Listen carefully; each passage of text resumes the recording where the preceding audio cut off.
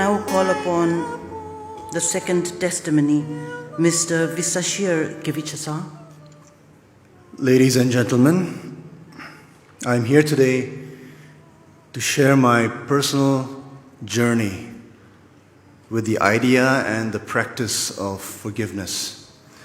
On September 23rd, 1992, when I was a schoolboy, my father, Charlie Kevichusa, was shot and killed not far from here.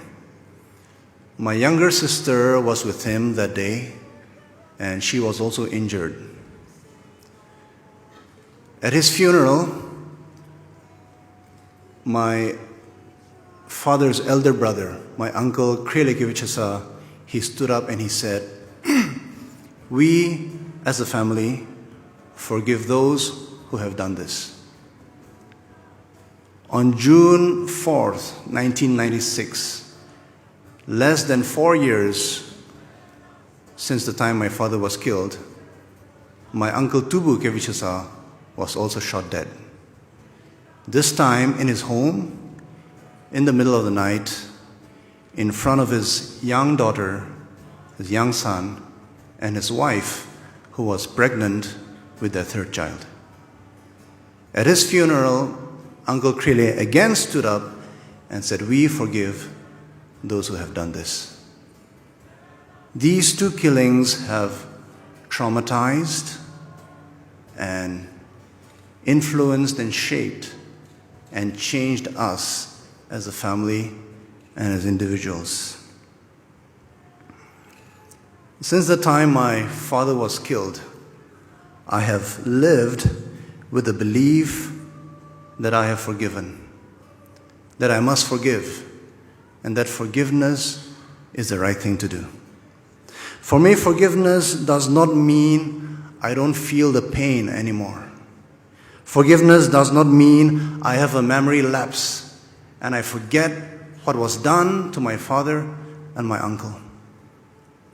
For me, to forgive means I embrace the pain and even the anger, but I refuse to partner with hate, with a longing for vengeance and a desire to see the perpetrators suffer. For me, forgiveness looks like never bringing up the same issue in the future to accuse or demand revenge.